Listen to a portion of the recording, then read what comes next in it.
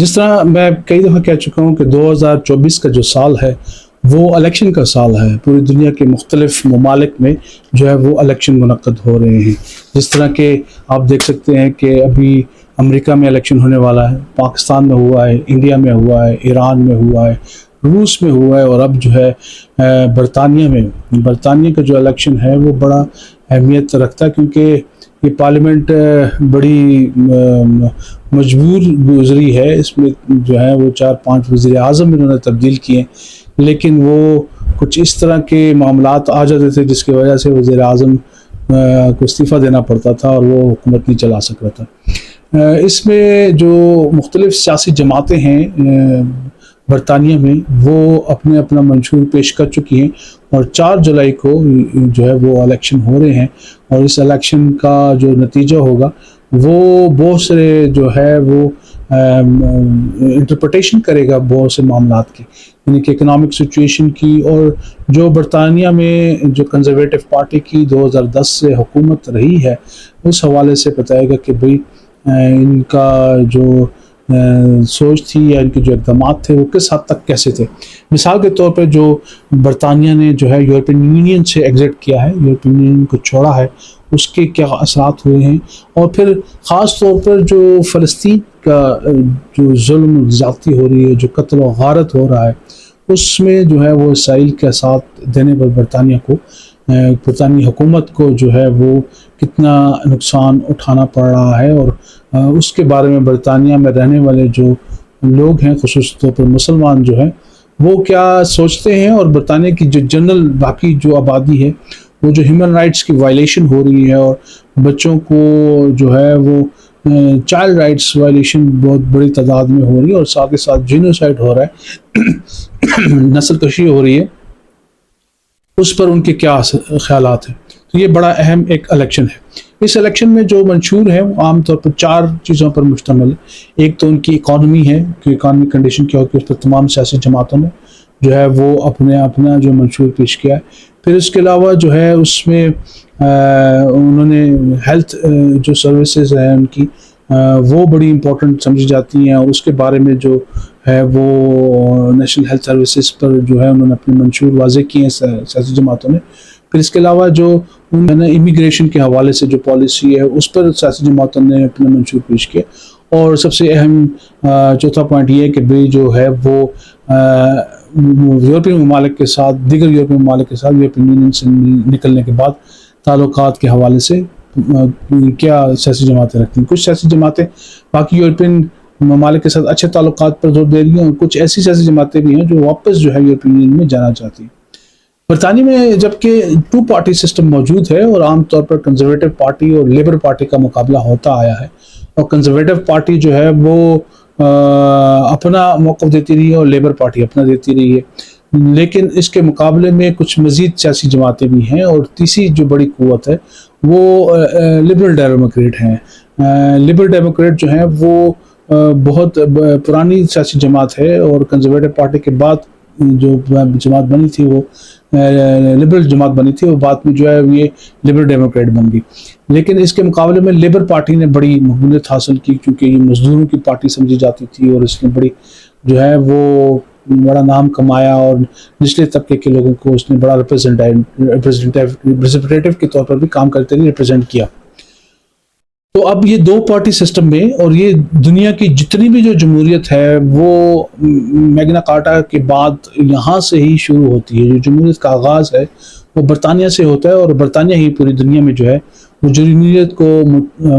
متعارف کراتی ہے. اس وقت دنیا کا جو سب سے اسٹرانگ جو ملک سمجھا جاتا ہے وہ امریکہ سمجھا جاتا ہے، اور وہ ڈیموکریسی کا سب سے بڑا جو ہے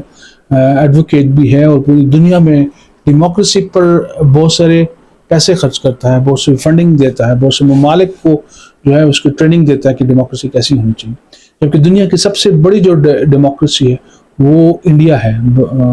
انڈیا میں اس وقت سب سے بڑی ڈیموکریسی پائی جاتی ہے، کیونکہ اس کی آبادی 1 ارب 20 کروڑ سے زیادہ آبادی ہے، اور وہ جب اتنی بڑی تعداد میں لوگ ووٹ ڈالتے ہیں تو اس لیے وہ دنیا کی سب سے بڑی ڈیموکریسی کہا جاتا ہے. یعنی کہ اس ڈیموکریسی جب سے قدیم جو ڈیموکریسی ہے وہ برطانیہ میں ہے، جس کا آئین بھی جو ہے وہ ان ریٹن کنزرویٹو ہیں. یہ بڑے قدامت پسند قسم کے لوگ ہیں، اپنی جو ہے روایات رسم و روایات سے محبت کرتے ہیں،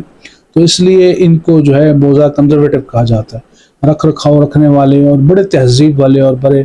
مہذب قسم کے سمجھے جاتے ہیں۔ انہوں نے پوری دنیا پر حکومت کر رکھی ہے، پوری دنیا پر ان کا جو ہے وہ سکہ چلتا تھا۔ کہا جاتا تھا کہ برطانیہ کی جو حکومت ہے، اس کا تاج برطانیہ کا جو سورج ہے وہ غروب نہیں ہوتا، یعنی کہ دنیا کا ایسا کوئی نہ کوئی ایسا حصہ ہوتا تھا جہاں پر سورج نکلا ہوا ہوتا تھا، جس پر جو ہے تاج برطانیہ حکومت کیا کرتی تھی۔ تاج برطانیہ میں چونکہ بادشاہت ہے، اور بادشاہت ہونے کی وجہ سے یہاں پر لوگوں نے پروٹیسٹ کیے اور بڑے ہنگامے ہوئے، تو یہاں پر ڈیموکریسی آ گئی، جمہوریت آ گئی۔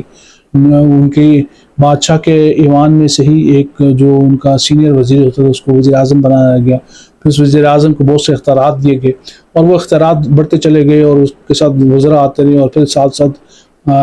ایک ایوان بنتا گیا، اور جو بادشاہ تھے اس کے اختیارات کم سے کم ہوتے چلے گئے، چونکہ ول آف پیپل ہوتی تھی، تو وہاں پر اپوزیشن اور حکومت کے لوگ بیٹھ کر وہاں پہ ڈیسائیڈ کرتے تھے۔ برطانیہ کا جو ایوان ہے وہ 650 افراد پر مشتمل ہے، اور یہ ایوان لوور ہاؤس کہلایا جاتا ہے، یا ہاؤس آف کامن کہلایا جاتا ہے، یا اس کو جو ہے ایوان نمائندگان کہا جاتا ہے۔ جبکہ اس کے مقابلے میں ایک سینٹ بھی موجود ہے۔ سینٹ کو جو ہے یہ سینٹ تو ہمارے یہاں کہا جاتا ہے، ان کے ہاں جو ہے وہ اپر ہاؤس اس کو کہا جاتا ہے، ہاؤس آف لارڈز اس کو کہتے ہیں۔ ہاؤس آف لارڈز میں جو ہے وہ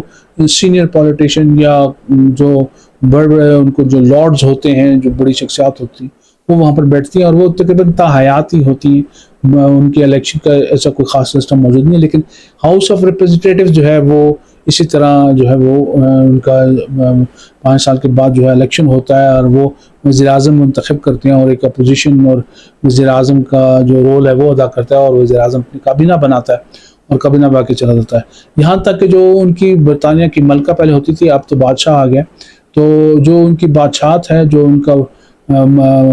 ہیڈ آف دا اسٹیٹ ہے، اس کا بجٹ بھی وہی بناتے ہیں۔ جتنے پیسے وہ دیں گے اسی میں ان کو اخراجات اپنے کرنے ہوتے ہیں بادشاہت کو، وہ اس سے زیادہ نہیں کر سکتے، اور ان کی ہی جو ہے وہ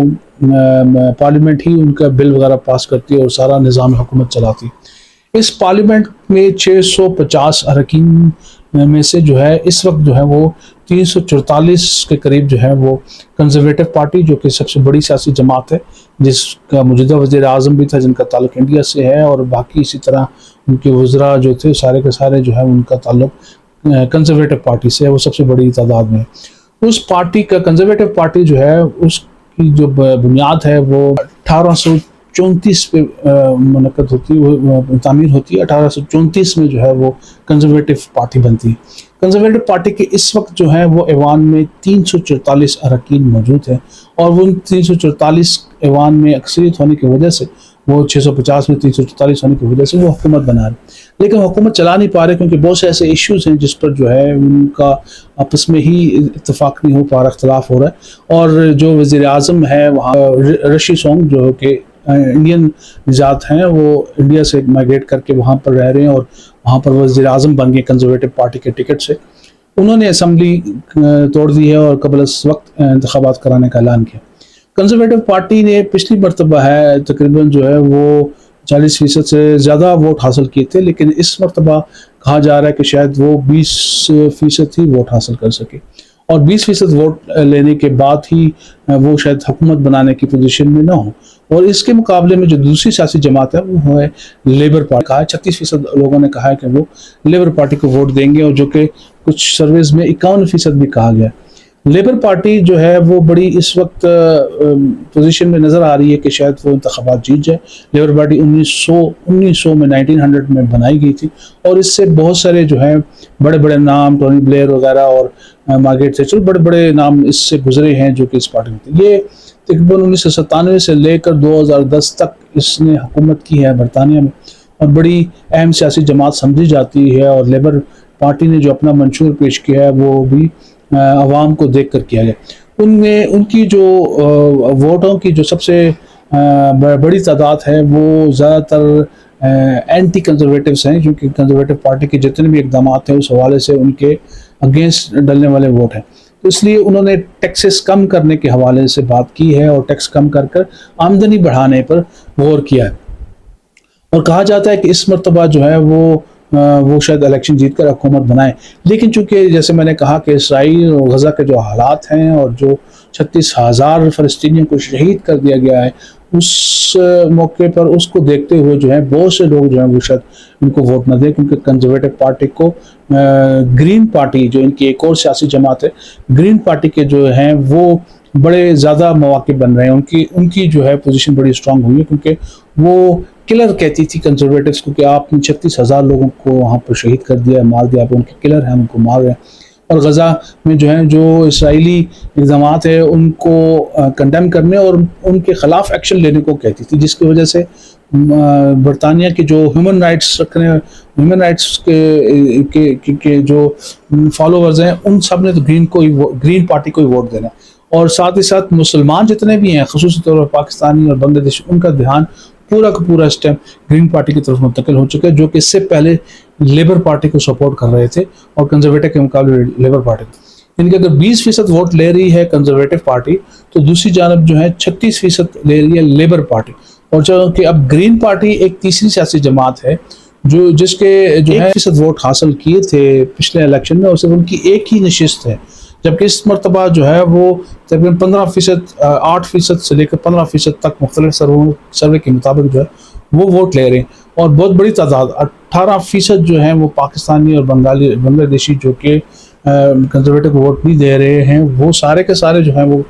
کنورٹ ہو رہے ہیں، جن میں سے 51% ان کی آبادی ہے جو اکثریت ہے، ان کی آبادی ہے وہ جو کہ کہہ رہی ہے کہ گرین کو ووٹ دے گی، گرین پارٹی کو ووٹ دیں. گرین پارٹی جو ہے وہ لیبر پارٹی کا بہت بڑا حصہ توڑ کر اس طرف لے کے جا رہی ہے. اس کے علاوہ جو دو پارٹیز لیبر پارٹی اور کنزرویٹو پارٹی کے علاوہ جو ایک بہت قدیم سیاسی جماعت ہے اس کا نام ہے liberal democratic party. Liberal democratic party جو ہے یہ تقریباً پہلے صرف لبرل پارٹی کہلاتی تھی، اور یہ 1859 میں اس کا وجود ہوا تھا، جبکہ 1988 میں اس کو ایک دوسری جماعت کے ساتھ جو ہے مرج کر کے اس کو لبرل ڈیموکریٹ بنا دیتے ہیں. لبرل ڈیموکریٹ جو ہے ایک بڑی اہم سیاسی قوت سمجھی جاتی ہے، جبکہ اس وقت جو ہے وہ تقریباً 15 اراکین موجود ہیں اسمبلی میں، اور 15 اراکین جو ہے انہوں نے 12% کے قریب ووٹ حاصل کیے تھے. لیکن اس طرح جانا جا رہا ہے کہ شاید وہ 15 سے 20% تک ووٹ حاصل کر لیں، یعنی کہ 20%، 15% یا 20% وہ حاصل کرتے ہیں تو وہ تو کنزرویٹو کے بالکل قریب ہو جائیں گے. تو کنزرویٹو بھی 20% کریے اور یہ بھی 15% اگر کر لیتے ہیں تو اس سے بڑے قریب مارجن پہ اس میں ہوں گے. تو لیبر پارٹی کو جو اگر کوئی تھریٹ کر رہا ہے تو وہ گرین پارٹی کر رہی ہے غزہ کے اس پہ. اس پارٹی کے علاوہ لبرل ڈیموکریٹک کے علاوہ جو ہیں وہ کچھ پارٹی ایسی جیسے اسکاٹش پارٹی ہے، اسکاٹ لینڈ کے حوالے سے وہ ووٹ کرتی ہے. اسی طرح